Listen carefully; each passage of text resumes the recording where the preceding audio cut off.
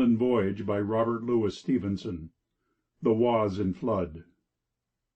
Before 9 the next morning the two canoes were installed on a light country cart at Étreux, and we were soon following them along the side of a pleasant valley full of hop gardens and poplars. Agreeable villages lay here and there on the slope of the hill, notably Toupigny, with the hop poles hanging their garlands in the very street, and the houses clustered with grapes. There was a faint enthusiasm on our passage.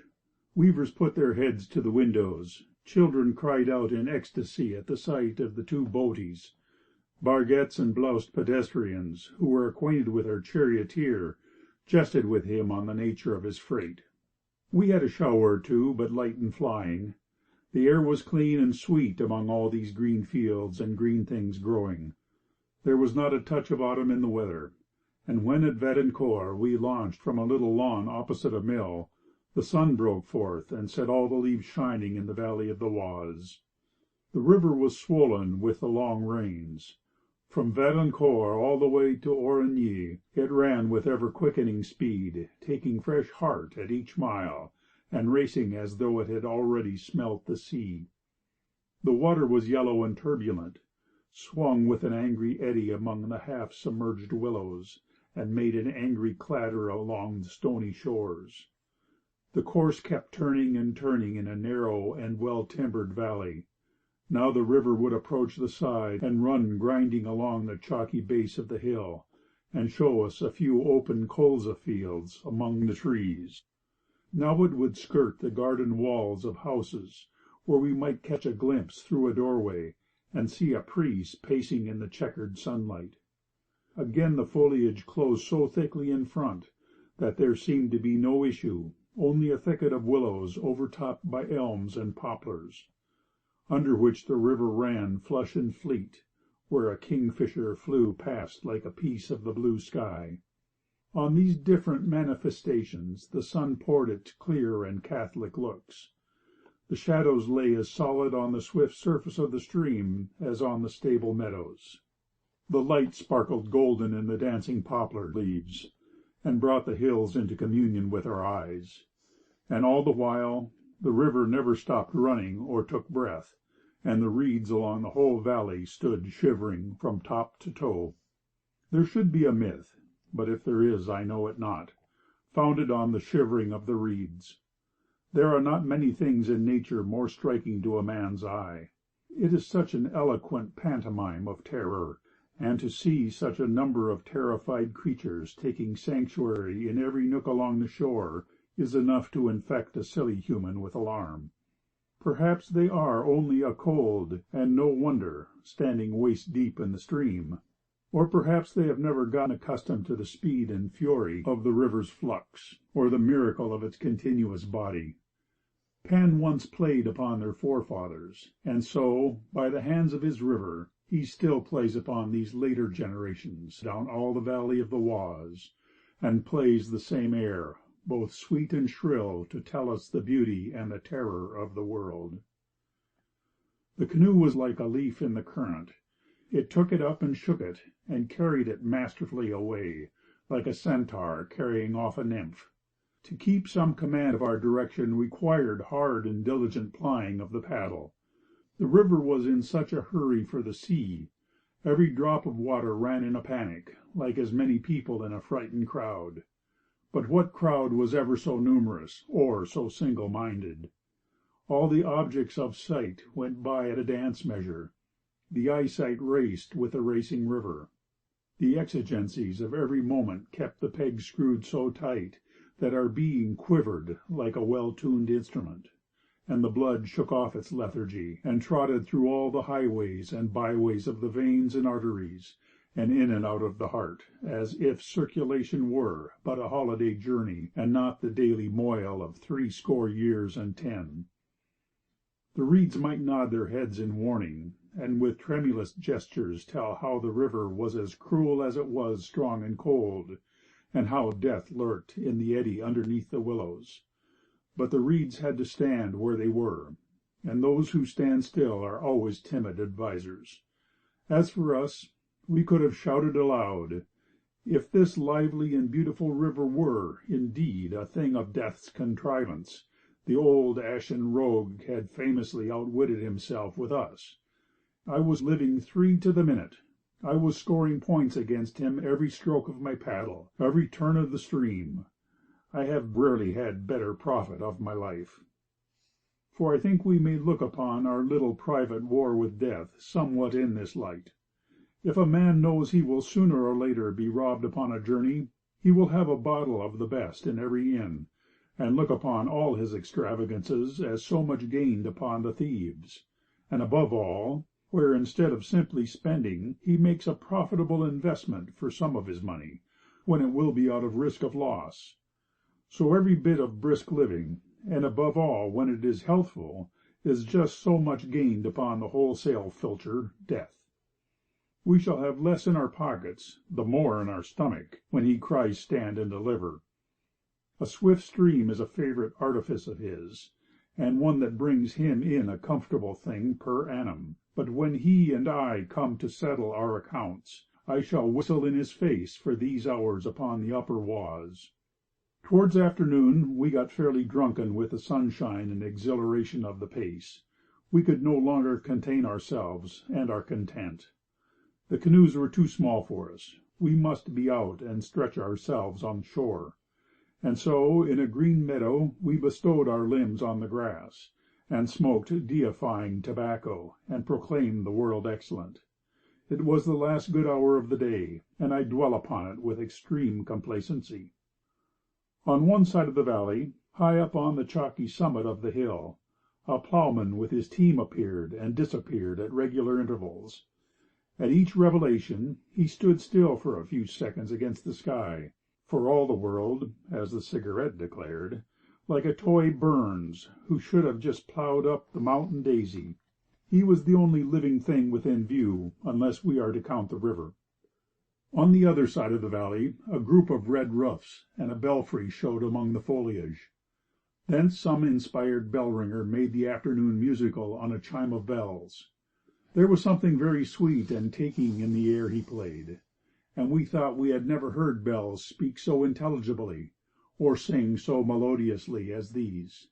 It must have been to some such measure that the spinners and the young maids sang, "Come away, Death," in the Shakespearean Illyria. There is so often a threatening note, something blatant and metallic, in the voice of bells, and I believe we have fully more pain than pleasure from hearing them.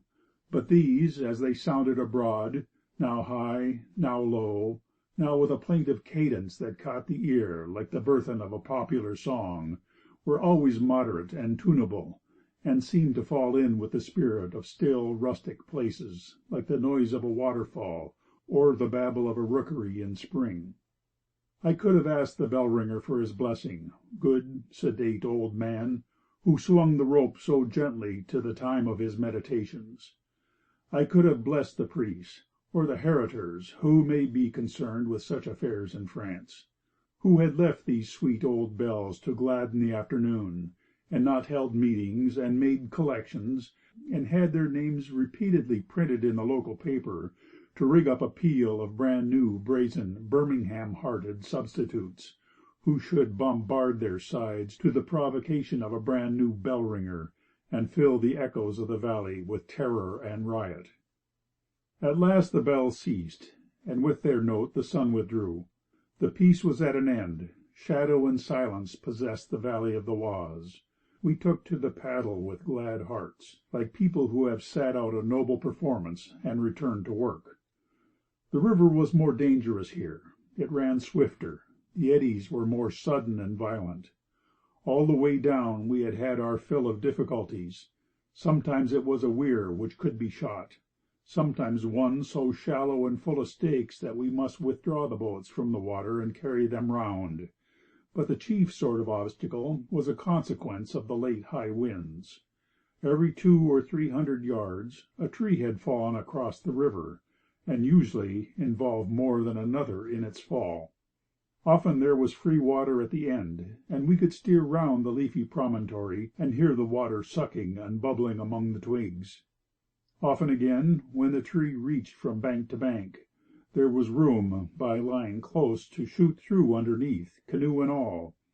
Sometimes it was necessary to get out upon the trunk itself and pull the boats across; and sometimes, when the stream was too impetuous for this, there was nothing for it but to land and carry over.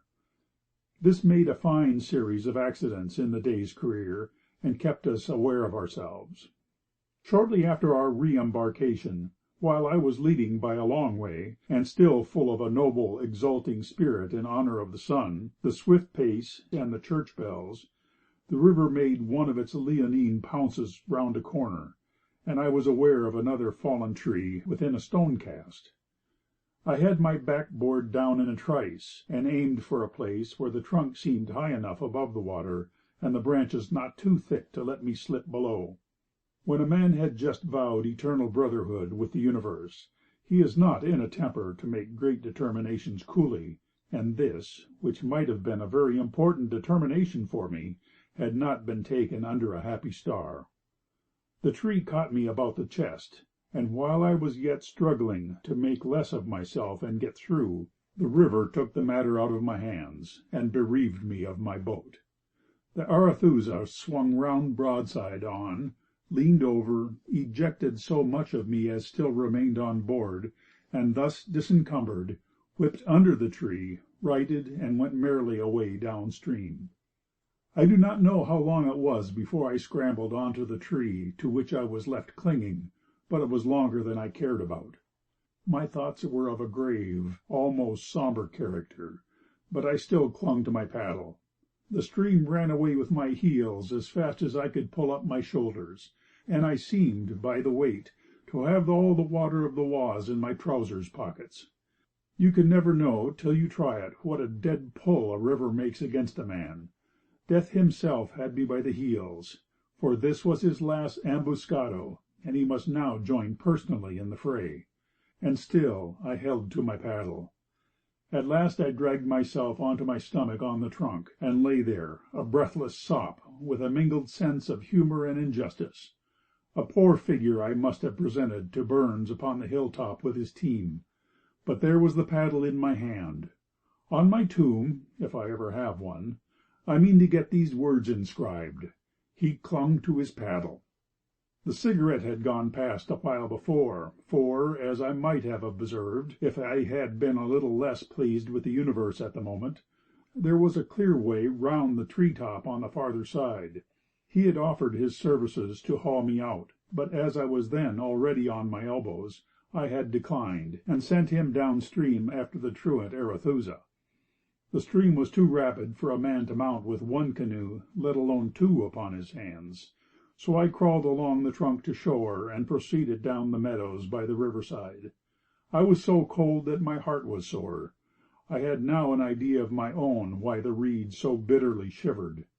I could have given any of them a lesson.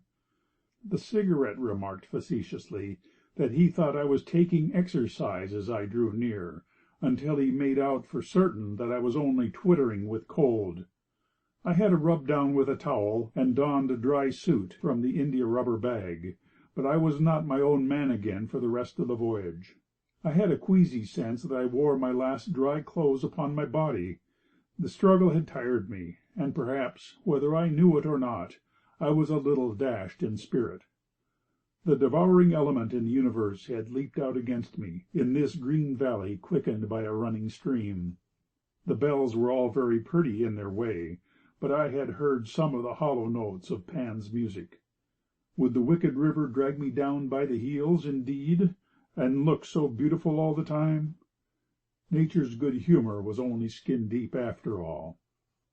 There was still a long way to go by the winding course of the stream, and darkness had fallen, and a late bell was ringing in Origny-Saint-Benoît when we arrived. End of Section 11.